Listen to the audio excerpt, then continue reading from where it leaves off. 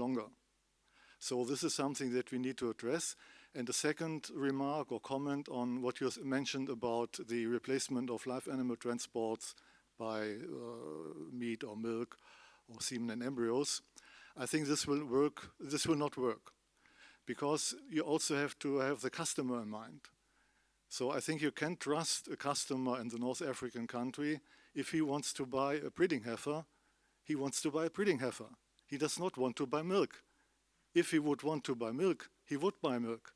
Maybe not in Europe because this is too expensive. But this is something that cannot work. And for the semen and embryos, I agree that it is good to increase the sale of semen and embryos. This is what we're doing. I'm working for the breeding industry. But there are some elements in a breeding program that can only be improved via the female side. So it will not work just to send semen. It is always better if you also have a good female animal with a high genetic value, because that is an animal that you can also then use in the third country with conventional semen from that country, and you still have an improvement in the offspring. So it's not that easy. But I will not prolong the discussion. Maybe we should discuss it bilaterally. Thank you. Thank you very much. I'm going to put that to Andrea, because I mean, you're talking about differences between member states here, and Sweden is a very long country, but other countries are smaller. Can you comment a little bit on that, on the member states? In fact, difference in terms of trade and the value of this, for example, export business is clear. We know from the data that certain member states, like Spain, for example, or France, or Ireland, or Portugal, have important traffic with the live export, and certain others with genetic, like Germany or even Austria, have important also too. But it's clear that it's not a question of the geography or the economy of the business here. If we discuss in terms of the quality of the transport and the target we have in terms of organizing and shifting the value chain, it's clear that consideration on the short term for this reform, in my opinion, are really useless. We have to look into the long term. And for example, there are elements that when we discussed transport 20 and more years ago, we were not surely having on the plate, for example, the cost of energy to transport or the impact on the climate to transport. We today imagine city with no cars to get benefits in 50 years of better air and quality.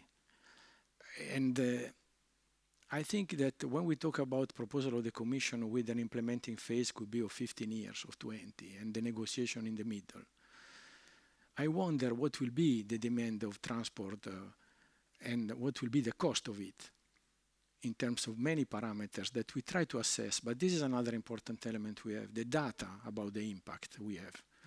We are coming out from this huge exercise that we did all together, thanks to the support of many experts in Europe. And we realize how much, a lot we have to learn. And this is why discussing export, we can improve the quality of the welfare, we can increase the control. This is what we, with our limited capacity, we can do.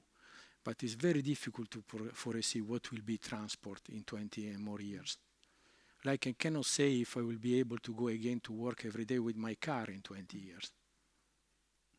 You're touching on one of the topics that's in here now about the title, the sustainability. So let's just stay with that subject a little bit. I see a hand up here. You want to prolong the transport discussion? Okay.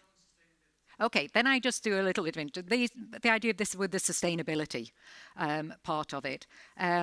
And I want to have this bit of discussion here about the main synergies between animal welfare and sustainability. You were talking about that, and we have to be looking into the future and planning for a more sustainable part. So with that little bit of introduction, and you were so quick up with your hand there, you have a question on this area. Thanks, and maybe there are other people. Yeah, with so many multiple crises going on, whether we're looking at the climate crisis, future risk of pandemics, whether you're looking at deforestation, whether you're looking at biodiversity loss,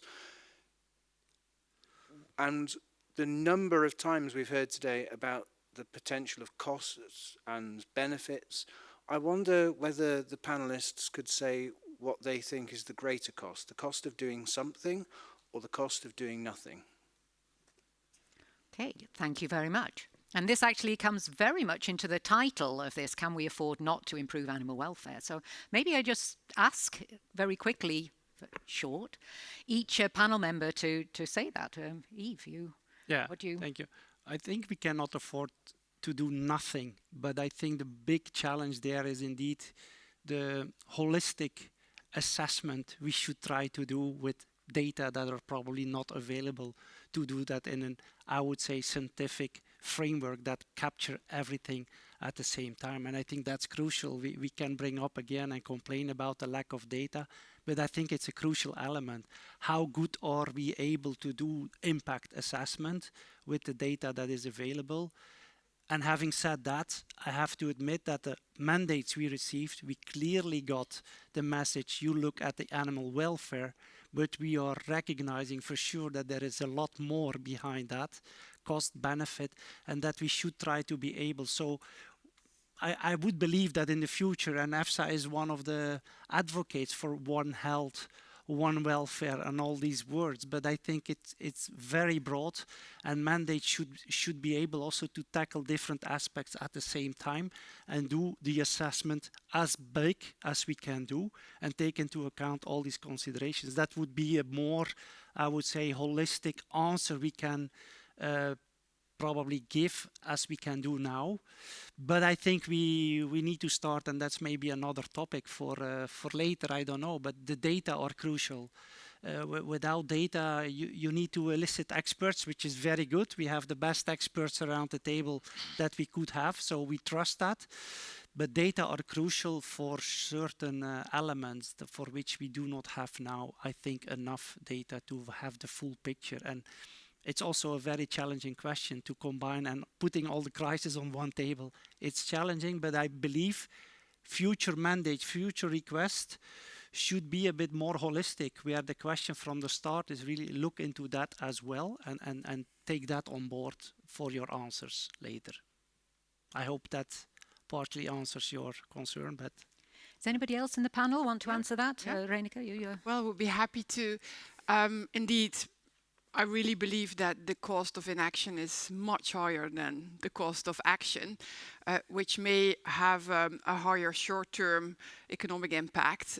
But we shouldn't forget, and this has been demonstrated, talking about data, by the Impact Institute in the Netherlands quite recently, that the external cost of the current animal production is 7.2 times higher than the actual cost. So we are paying as a society a massive bill in terms of the impact on the environment, human health, animal welfare, when you look at AMR problems, but it goes much further than that. We don't have time to discuss it, but I can recommend looking up that report.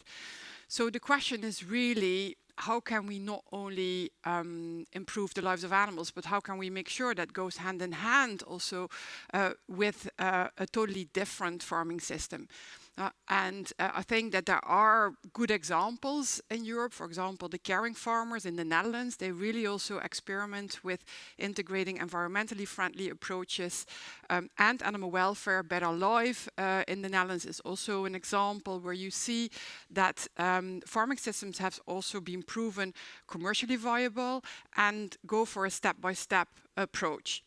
So yes, I think we need to think a lot bigger maybe than we have done today. You know, we have talked today about raising the bar for animals, but I think the challenge is much greater, as Joe just pointed out. Andrea, do you want to come in, or Adam? Yes. Oh, Adam. Yes, I would like to. I think to meet the sustainability production and with farming livestock production, I think we cannot make dramatic changes. We have to keep diversification of farming. We have to keep small, medium and large farms. To keep the diversification, not only genetic, but also production on field, because a lot of diversification is on small farms and is unique. And if something had happened, we can lose it. But if the situation is changed, we can also always return to these materials and use it. And we need to have animal welfare indicators based on scientific evidence with very clear, useful methodology, which all member states will interpret in the same way. Then we will have clear picture where we are and where we are going.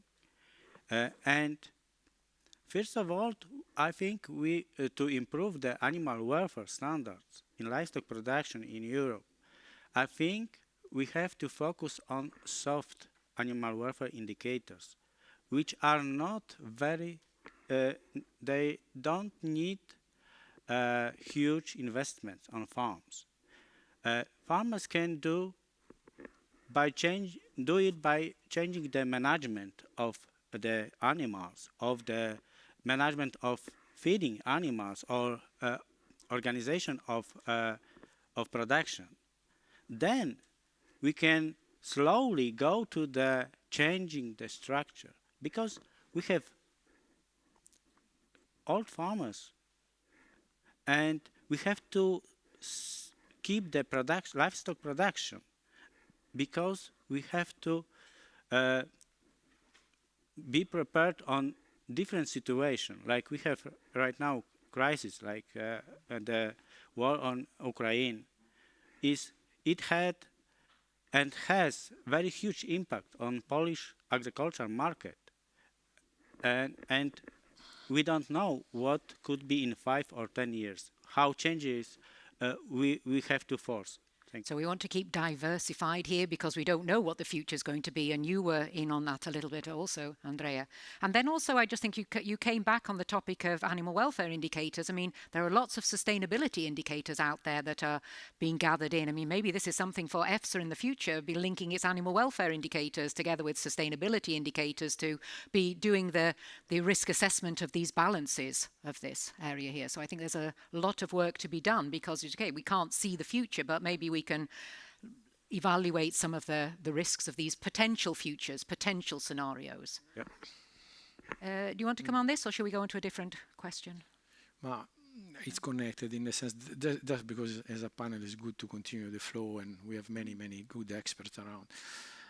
I mean, the problem about simulating scenarios about the future in this area is that to be very straight, discussing animal welfare for the last 20 years was in many cases a discussion between deaf people. And we realized it writing the impact assessment, and Lucy and Christian can say it clearly. Data collection, harmonization of this data, capacity to analyze this data is still primitive. That's why, in my opinion, agriculture needs a shock to move. Because we cannot work on data in which even the cost of non-action is an approximation. Or when we talk about the real cost of investment in agriculture, we live in a reality in which the EU, we don't even know exactly the aggregated number of slaughter plants. How you can simulate a plan of transport in Europe if you don't even know how to distribute animals to be slaughtered? And this is shocking. When we talk about technology in Europe, that is the example of animal welfare for global. That is something that, for me, the cost of non-action is in particular the fact that if we were not moving from Brussels the idea of a reform, thank you to the Farm to Fork and the Green Deal, nothing of all this was happening. We were sitting on regulation from the 90s, but with the pretext that everything is perfect. That is the wrong assumption. And this is what I'm suffering in practically discussing this sometimes. You were talking about the data. Let's come back to your point here. Yeah. There's a lack of data. I mean, we want to know what's out there so we can look at it and we can base on that. But what does... No, it's a very good comment, Andrea, and I fully agree in the sense that what we face as well as a risk assessment authority, that data we could only dream of. Well, I refer to the brilliant presentation of the Swedish colleague here on the cow-calf bond. I believe we need to think, and the shocking thing is we don't have that data, basic data, thinking of longitudinal studies where you look at for a long period, what do you want to collect? There are welfare indicators. Collect that information. These are really valuable studies. I would call it almost baseline studies we should have done for animal welfare many years ago to collect information. I think EFSA was started up by looking at baseline data of salmonella in pigs and in poultry. These kind of studies, I think they would be extremely useful for us as a starting point, honestly, to assess the things as they should be assessed. So we are in favor of collecting that. I think I also mentioned that we have the ambition as EFSA to start thinking about that with our development projects where EFSA could be in the center to collect data on animal welfare with the indicators that we have proposed. So there is a start there, but to monitor it and then later on, because I think that's important, you do not collect it for collecting and doing the effort and saying, look how costly that is.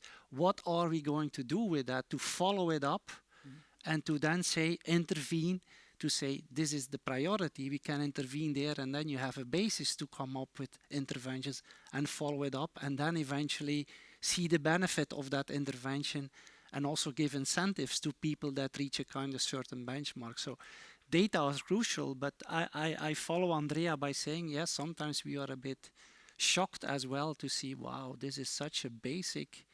Well, Linda, you remember the discussion on mortality in broilers. Mortality seems a very simple, silly data collection, but if you see how it is done, what we mean by mortality, is it culling, is it voluntary culling, is it intentionally culling? This is information that we lack, and it's crucial to say something about welfare in general. So it's just an example. We had a lot of discussions on these indicators.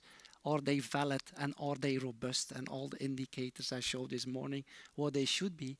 Difficult, tough, but the basic is sometimes not there at all, where people believe it's there while it's not. And that's, we should be very fair in saying it. So this is one of the expectations, that in the future there will be more data gathered so that future decisions can be based on this on here. I'm going to ask one of the questions that's come in here now, and it's actually to both to Reineke and to Adam, and it's about labelling. It's, what are your views on mandatory animal welfare labelling? Would it help consumers to find better products, or will such a label keep all products at a minimum legal level and not benefit the best products from an animal welfare point of view? Okay. Yeah. I think the obligated labeling is too early, because we don't have the animal welfare indicators across the Europe, and up to this date we have to allow to have labeling as an opportunity for member states or its systems. And for the consumers is very important information, and but consumers also should have the information, knowledge about the labeling system. And we have to teach our consumers about that, how to manage, how to choose products in which level we have different level of animal welfare. And I think the labeling should be implemented covering all different levels of animal welfare standard to give to the consumers possibility of choose the right product for which they would like to pay. And also, behind the labeling should be the return to the livestock producers, which have very high animal welfare standard. They should have also higher income from this system. The same if some livestock producer have basic livestock animal welfare standard, should have the minimum return from his production. Thank you. So you're into a voluntary but multi-tiered system yes. of that one. Yeah. What do you say, Reineke? Well, indeed, multi-tiered, but mandatory. Because if it's not mandatory, it won't be effective.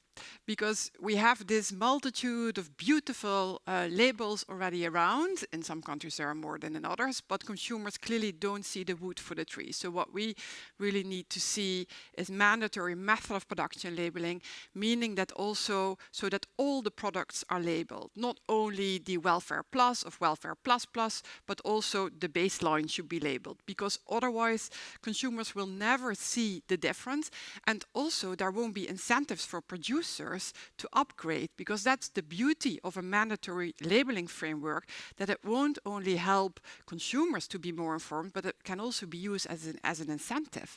And I really think that this animal welfare legislation is the perfect opportunity to also introduce mandatory method of production labeling. We know that it probably won't happen. We are not happy with that because we have seen the success story of the eggs, where it was mandatory, where it did include all the products, and it has really helped producers and consumers. So yeah, that's our position. Talked earlier about a business plan. So what you're suggesting is that mandatory would be, you could plan it and you could have a business plan of where you're going. It's a benefit to the producers as well in this way. Yes. And of course it has to pay back, and this is what you were saying, Adam. So the economy has to go round in it, but there are different views on whether it's mandatory or voluntary. Is there any questions here on labelling while we're on this topic? It's one of the topics that we've been discussing quite a bit. No, not in here. And this was the question that came from the people out online there. How do you think, if we have a labelling one, another question that's came onto the line, the paving the way for globally higher requirements, how does labelling link? This was one of the questions that came up here. I mean, Europe, we have a label, it's important to us, whether it's mandatory or voluntary, but then we're in the world and there are people importing and exporting. How does anybody have any comments on this? How this would affect globally, how it might work? Would it lead to higher requirements elsewhere? What are any views? I can start in the sense of the fact that we are examining the different elements thanks to the work we are doing this period. And definitely the role of making the consumer able to choose informed is an important answer to allow an ethical exercise in terms of choosing. So the question is not about confronting now what is produced in the EU versus what is outside the EU in terms of this, but it is in fact the possibility to enlarge this sense of responsibility of this ethical choice also to what happened outside the EU. It's a little bit, when we talk about, in my opinion, the same as a concern about the environment. When a forest is burning in the EU or outside the EU, the problem, you feel the same. And you feel the need that something should be done. So when animal sufferance is there, it's not a question where it's produced, but it's a question that you can exercise your choice. And this is an important element that labeling could help. If we are able enough to create a system transparent and to give a good reputation to the production, it's good to be democratic and to be applicable also outside the EU. This is my opinion at the end, not the conclusion of the impact assessment, nor the proposal of the Commission, this to underline. But this is what I see from the experience of granting a right to citizens of the EU to buy whatever lamb could be produced from New Zealand to Ireland, but with welfare requirements that are clear and crystal. And that actually leads into another question that's come in just here, perhaps stimulated by this. What information is important for consumers to make that informed choice? I mean, now we're talking about a labelling. What's going to be on there? What's going to be the basis of this? And I'm not talking about this method of production or things, but I mean, what information is going to be on this label that the consumer? Do we know anything about this? So the question is, what information is important for consumers to make an informed choice? Anybody? Maybe I give it a star, but Yeah, please I do. think it's where I believe that in labeling people might get lost is in the being aware of what the label, what is there behind, and that could be what is there behind of commercial reasons, but I would think rather of what is the science behind that, and how transparent can we explain and make people aware of that. I think that's crucial to understand labeling and how it could work. So what information is crucial? I would say the honest one, the facts, why we put there plus and why do we put there a plus, to explain that. And I think that costs already a lot of effort to really be clear, transparent, but fairly saying honestly. And I would say that scientific basis for a labeling scheme should be there for sure. That's for me the basic of a labeling scheme. So I think if we talk then about animal welfare, what is the science behind that? There are a lot of ongoing projects, I think, like Greenwell, where they develop outrange for laying hens and all these things. I think there is science behind. We need to explain it properly in, I think, a jargon that is understandable for everybody. So that's, I think, is crucial to translate maybe all the boring words I used this morning, welfare consequence. We also challenge that within EFSA to explain clearly what it really means. Maybe the words are not important, but we need to be very clear on that, what it says, what it means. And when I say clear for everybody, it's everybody. That's I think, very, very crucial. Not only scientists should understand what we say. Yeah. Because people are often choosing with their feelings what makes them, yes, they want. Exactly. Feel. There was a question here, so we have a little bit of dialogue. So can we have the microphone? Yeah. Anybody else with a question on this? Yes, and then there will be a question over there. If the microphone could go over to you. Sorry, yeah, thank you. I just would like to provoke you a bit. I will tell you that labeling is very good for consultants and for graphic designers. But for farmers, I'm not so sure. Because my provocative hypothesis is that the success of a labeling system has nothing to do with the willingness of the consumer, but with the definition of the labeling system. If it is defined in a way that many farmers are participating, then we will see in the market in the very short term, oh, this is successful. Many people are buying this because there's a lot of offer. However, we know that we have very ambitious, very, very good, high-quality meat labeling systems in Germany and also in other member states. But interestingly enough, we do not see that more and more farmers are taking part because there is no demand. And the requirements of the labeling system are so strict that merely nobody can afford to produce it. And this is a basic problem. If we are talking about a multi-tier or one-tier or voluntary, mandatory, I think the only way to have a successful labeling system is to find practicable requirements that can be fulfilled on the market. Okay, any comments back on that one?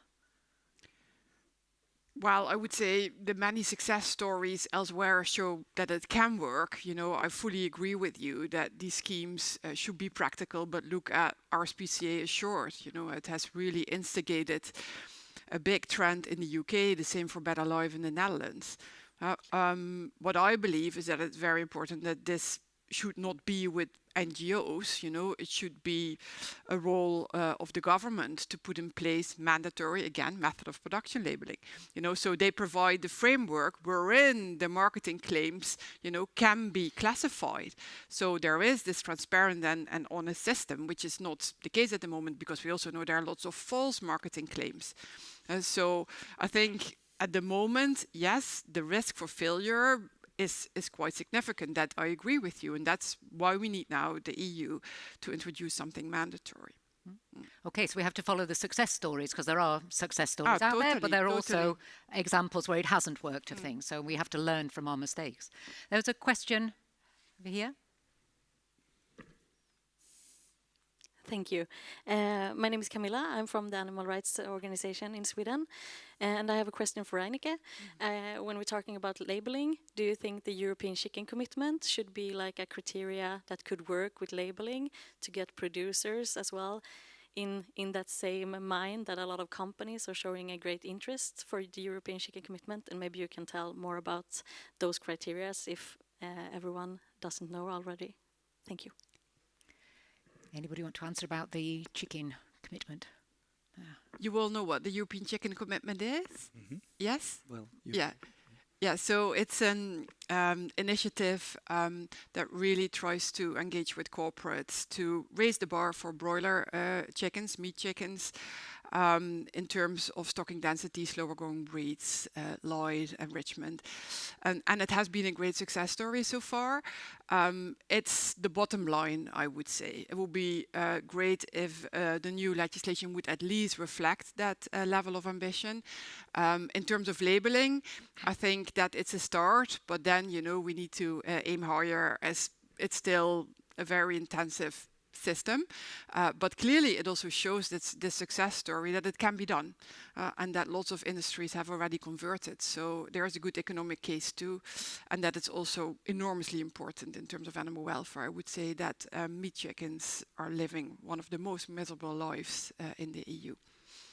Just before I let in this next question here, there's one that's come in here that relates to this. And maybe you can answer a little bit more. You said it's been successful. The question is how to ensure that producers can benefit from the label. You were into this, Adam, but you saying this one is working. It seems to have a good economic model around it. Do you know how they are ensuring that the producers are benefiting from being part of that commitment?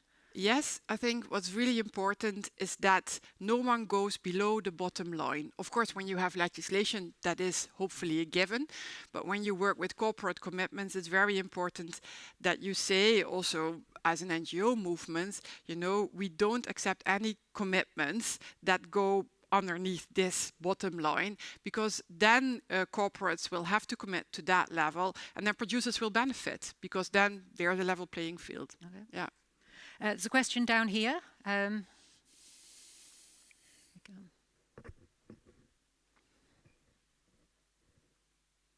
Yes, I just want to send a message with you to your coming work, that don't forget the farming perspective.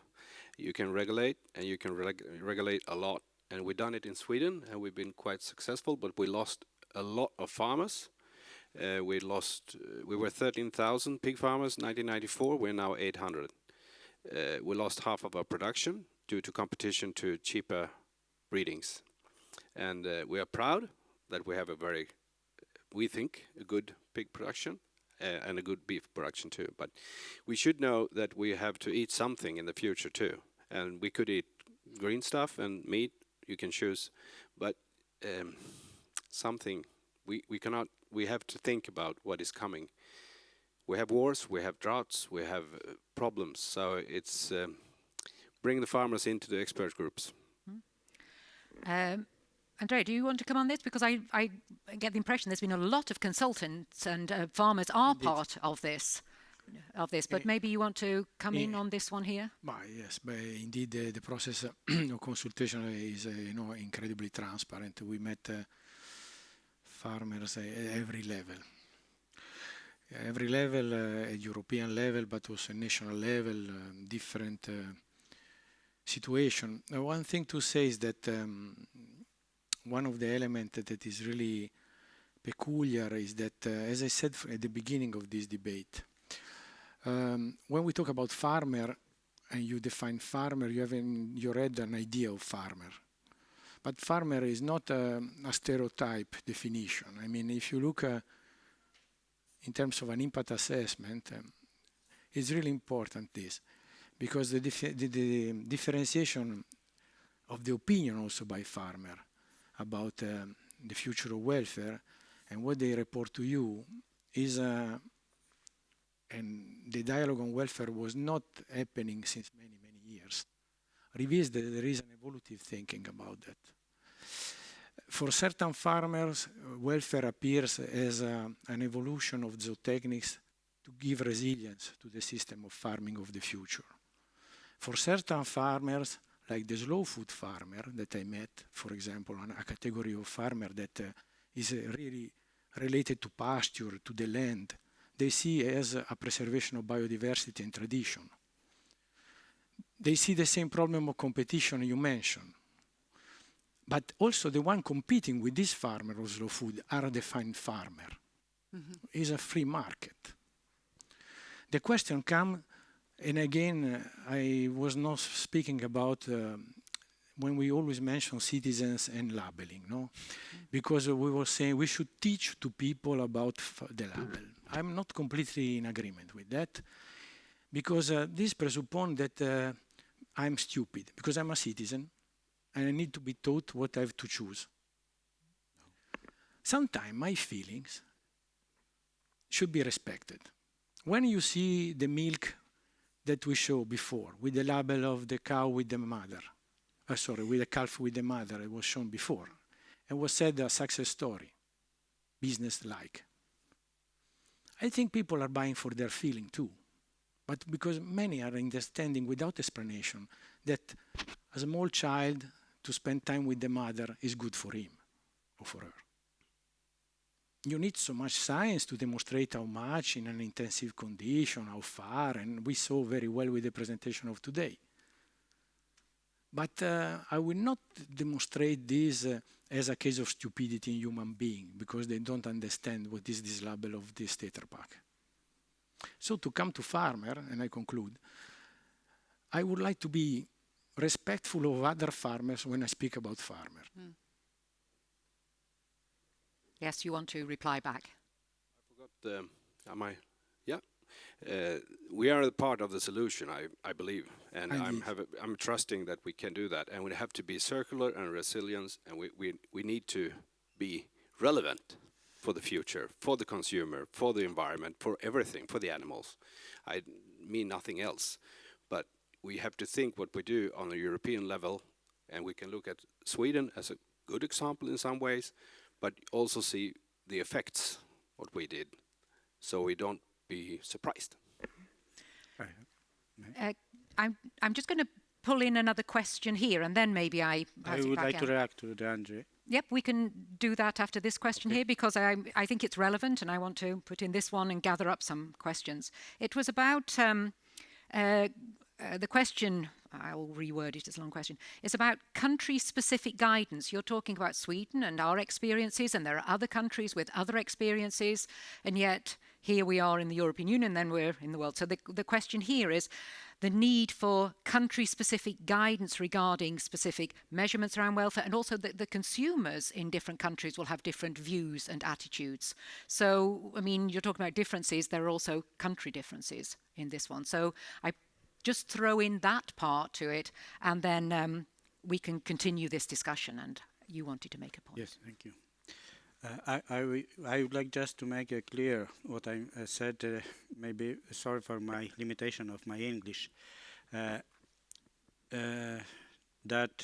what I mean to teach the consumer about labeling, I mean to give for the consumer information what the animal welfare standards are behind the score of the labeling, to give the opportunity for the consumer to make the right choice, and not to teach the consumer what should they choose. No, consumers have to have the free choice which level of animal welfare would like to have, and for which level would like to pay. And this is what I mean. And about different animal welfare standards and improvement, this is a very delicate issue, because we had in Poland experience about African swine fever. We had to have increased biosecurity standards. And in 2021, after increasing the biosecurity standard, we lose 30% of pig producers. Of course, this was very small farms. Of course, we have very different farmers. We have very small farmers which have few animals, and we have commercial farms which produce on market, but we have place on market for each of them, because small farms have answer for local consumers, and commercial farms, big farms, have answer for trade, and we have answer for each of we have place for each of the farms. And reason why I'm telling this is when we have farmer which is 60 years old and have 20 cows, maybe in Austria, or Switzerland, or other places, and he has to improve the animal welfare standard, and he has to rebuild the farm. For him, it's not any reason to do that, and he will stop farming. And what does he should do during these 5 years, up to the retirement time? Thank you. Okay. I think we're seeing that it's complex. We've touched on large number of issues here. I mean, the sustainability, which is huge. We've talked about labelling. We've talked about the competitiveness. The time is running by here. And so I don't have any more questions here. I don't see any more questions. So I'm actually going to come back to one of the questions that I had earlier on and really just sort of round off this and ask you that early at the start, I asked you what your expectations or what you saw as the main challenges. Now we've talked a little bit. I just want each of you to just say, what are the main priorities here? If you had to just summarize in your take-home message from this is what I want to prioritize or what I think should be prioritized, what do you each say? So I'll start here and say, Yves, what are the most, or maybe the 2 or 3 most important priorities and aspects to consider in regard to this new legislation? Well, I think I'm going to repeat myself. It's okay. You can't say these things too often. Yeah, okay, exactly. So I think for us, clearly, as EFSA authority, we would like to, well, improve where we can our risk assessment based on the scientific data that I believe should be starting to be collected with the future to monitor it and eventually talk about surveillance, follow-up, and improve the situation. I think that's a crucial element. Another important thing I think is to make people aware. I'm sitting next to a professor animal welfare. Can you believe? I mean, when I was a vet student many times ago, there was no talking about animal welfare, or at least I got less things about that. Stockmanship, for example, I think it's crucial for everybody to understand stockmanship. I see now this is taught in many faculties. I think it's crucial to also bring in that will bring in the science later on for, I would say, improving our assessments in the hope to improve the welfare. So that would be my take-home message for today. Thank you. Very good. Adam, quickly, your very priorities.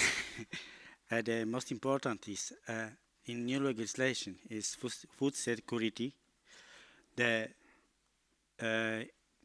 animal welfare indicators based on science, evidence, and common methodology, which could be interpreted in the same way in every member state. And also, the new legislation should be cover the long-term stabilization, because farmers need stabilization to make effective investment with improvement of animal welfare standards. I think this is most important to all of farmers to do their job. Thank you. Yes, I think we heard about the stability and things. Thank you. Reineke. I think it's very important for us to remember for whom we are doing this. We are often referring to animals also today as products, as commodities, as objects, but clearly our highest legislation in the EU has said they are sentient beings. And I think if there's one take-home message for me is that now we need to make sure that this is being implemented in actual legislation. And that means more than looking at the economical reality. That also means saying, yes, this is important because, you know, we saw that picture of that cow. It's very evident what animals need. So let us now also act like this. Thank you. Thank you very much. And now I give the word to Andrea. So you have the last word here. What is your big take-home message or the priorities that you want to say here? I think it can be resumed in 3 words. Urgent to act. Okay. For many reasons that we discussed, but in particular for avoiding a problem that we lose an important value for everyone, that is the human-animal relationship of a farmer with his animals. We cannot lose this value that is teaching to everybody with his life, only because we could be victim of, for example, industrialized situation and imports that we don't know what is. From the ethical and moral point of view, it's urgent to act. Thank you very much. And with that, I'm going to end this panel debate. So please give the panel members here a big...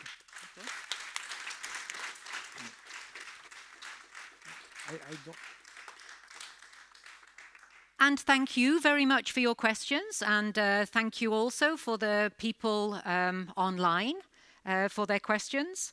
And we're going to start rounding up now with some concluding remarks. And I know that Adam has to leave now to get your transport, so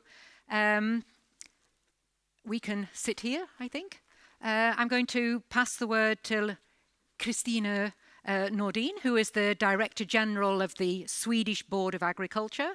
And then also online, on Zoom, we have Esperanza Orellana, the General Director of the Agricultural Productions Markets, Ministry of Agriculture, Fisheries and Food, who's the representative for the incoming presidency.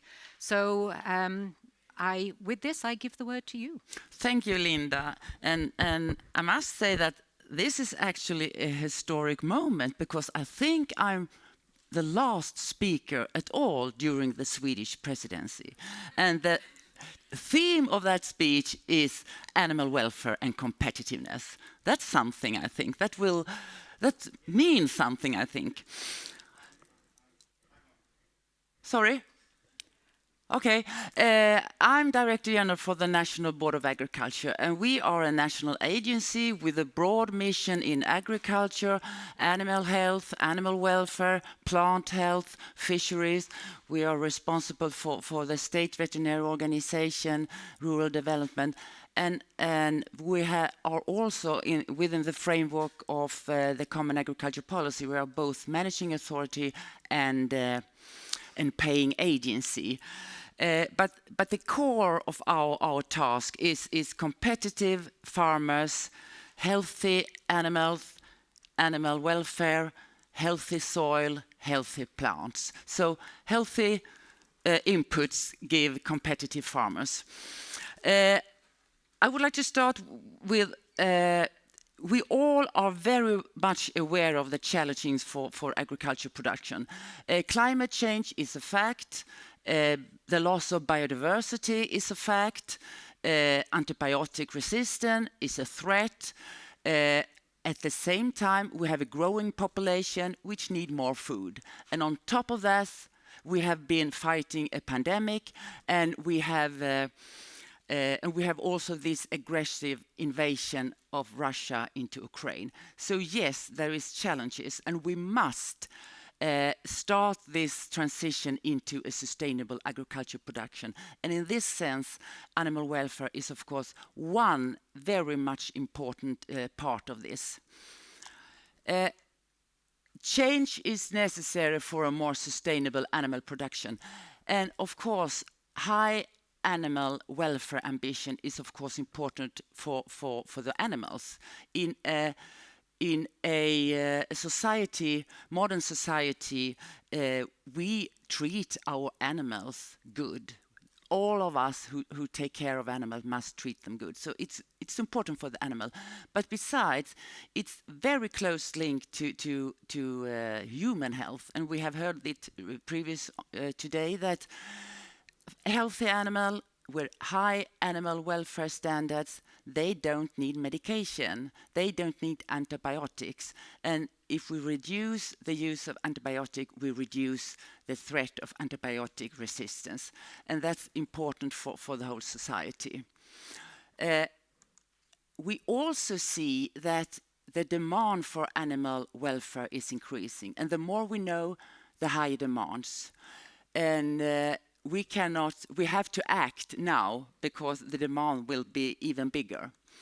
We in Sweden really hope for higher animal welfare, but that also at the same time, of course, we hope for more equal conditions for farmers, for companies, and also a more uniform implementation and compliance with the new rules. That is equally important. I would like to take the opportunity to really underline the importance of including all three dimensions of sustainability when we design new policies, new legislation, regulations, support schemes, and so on. Because otherwise we will have no food on the table. The economic dimension, the economic sustainability is of course about the need of profitable farmers, competitive farmers who have resources and muscles to invest in animal welfare, who have resources to invest in new technologies, new working methods, and so on. And the environmental dimension is of course equally important because we must keep us within the boundary of the planet. And we cannot destroy the resources which are the basis for food production. And when it comes to the social sustainability dimension, we need skilled workers, we need attractive working places, attractive working conditions, we need reasonable income for those working in the sector, and in the social sustainability dimension is of course also health, animal health, human health. And we must be able to keep all these dimensions in mind when we design new policy. Otherwise, we will not be successful.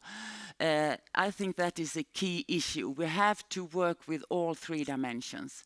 And another success factor is, of course, which you underlined, the importance to include those involved in the change. None of us here, some of us perhaps, we are not the ones who are going to implement the new legislation. The company is going to implement it, the farmers. So they must be included in the process all the time. And I have heard, and I'm very convinced that the Commission really have done that. So I'm pleased to hear that. Another important thing is, of course, dialogue. Dialogue, discussions and meeting. And making legislation is a really hard work, and I'm very grateful and thank the Commission for your investigations, for your meetings, for your listening approach. I have been told that you have perhaps set a record in the number of meetings, and that's very impressive. But that's also that's a way of get better understanding and acceptance for new legislations. And science is, of course, important. That is the basis, the condition, the foundation for new legislation. That's science.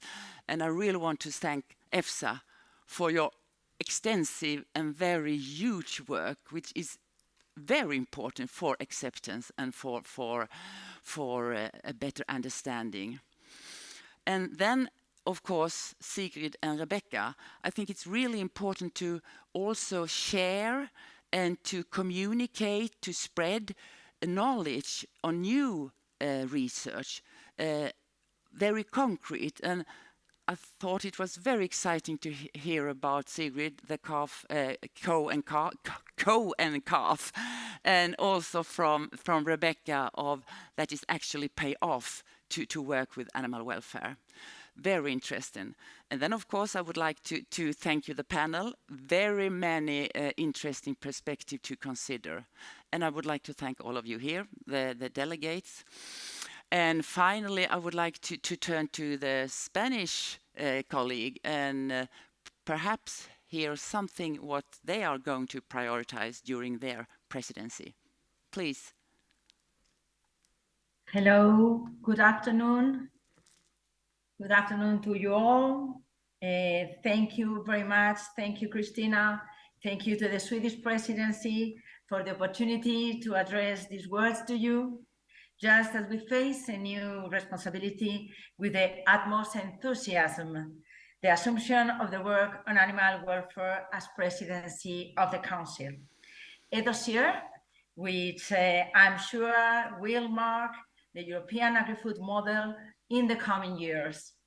The comprehensive review of animal welfare requirements is a file with wide range which affects all aspects of the relationship between livestock and society. And it is the society who is increasing its interest in the way animals are treated, so that professionals related to them are in a process of adaptation to social evolution. In the case of livestock farmers, the challenge is added to the one that they already have, that is the production of healthy, safe, and affordable food, and of course, in a profitable way. In this context, from the Spanish presidency of the Council, which will start in a few hours, probably this is the first words in the presidency, because it has not started already, but we are looking forward to this challenge, without a doubt that it implies a set of legislative proposals that are going to mark a paradigm shift in livestock production in the coming years. We envisage that the Spanish presidency will mark the beginning of the discussions on the new animal welfare legislative package. This set of initiatives will cover all aspects of farm animal regulations in production, transport, and slaughter, which will be complemented by the new initiative announced as part of the Farm to Fork strategy of a proposal for animal welfare labeling. The presentation of the legislative proposals, probably in October, will be only a milestone of an open and in-depth review process that is being carried out since 2020, the year in which the European Commission published its strategy from farm to fork, which identified animal welfare as a central element of economic, social, and environmental sustainability of the agri-food systems. Consequently, the Commission, which I would like to thank from here for its intensive work done, carried out a fitness check of all animal welfare current regulations, which included its own experience in reviewing the implementations of farm, transport, and animal slaughter regulations. It was complemented by interviews with affected parties, 2 public consultations, the scientific review, and the update of the scientific opinions by the European Scientific Authority in a procedure transparent and particularly ambitious. We are now waiting for the impact analysis of the proposal due to its importance and in accordance with the nature of this procedure, but we hope that it will be robust and allow for an accurate assessment of the economic impacts of the proposals. These aspects are crucial to ensuring that the measures are proportionate and allow a transition to a fairer production model in line with the environmental, productive, and economical goals of Farm to Fork strategy. The legislative initiative that we intend to initiate reflects, in short, the high expectations of both the European institutions and the European society, which has had the opportunity to express its will towards an advance in higher levels of animal welfare, which take into account the new social demands in this field, the improvement on scientific knowledge and the very reality of livestock farming and its relationship with consumers and world markets. Meeting these expectations, we consider that it is essential to ensure that the proposal is proportionate in its goals and mechanisms to achieve them, so as to allow its gradual incorporation, avoiding that its implementation can collide with other essential aspects of the Farm to Fork strategy and the EU Treaty itself, such as ensuring the supply of food at reasonable prices, while also providing an adequate standard of living to our farmers. Ensuring the proportionality of the proposals also implies ensuring that effective animal welfare is promoted, because it increases the credibility of the European Union in relation to an unmatched agri-food model at global level. This is particularly important given that we are talking about sectors highly conditioned by the global economy and in competition with less ambitious production models, which can often access to the community markets with competitive advantage. We must not work without the European farmers on our side. Within this file, there are two issues in particular that are important for us, which mean the basis for relations with consumers and external markets. In the first case, I refer to the welfare labelling initiative, probably the most novel proposal for the animal welfare package. And in the second, to the need to advance towards the reciprocity of animal welfare standards and requirements when importing products from third countries. In particular, I would like to highlight the potential of the welfare labelling proposal as an opportunity to generate added value for our producers. But to do so, we must involve the consumers in the responsibility of ensuring economic sustainability through recognized standards that must be valued by the market. And to do this, we need to offer, on a voluntary basis, different alternatives to our consumers so they can choose according to their demands and their economic capacity. And in the international sphere, it is essential that we can progress towards genuine reciprocity in animal welfare standards and in accordance with the overall conception of animal welfare in the European Union, from farm to slaughter through transport. Otherwise, we will assume a high risk of relocation of livestock production to less demanding models, an aspect that will not only undermine our credibility with our farmers, but ultimately will not promote really animal welfare. I conclude by expressing the Spanish presidency commitments to work hard with the Commission and with all of you to make progress in this important dossier. And I reiterate my thanks to the Swedish presidency for organizing this Congress and for this handover of the baton. Thank you very much, Christina. Thank you very much to you all. Thank you.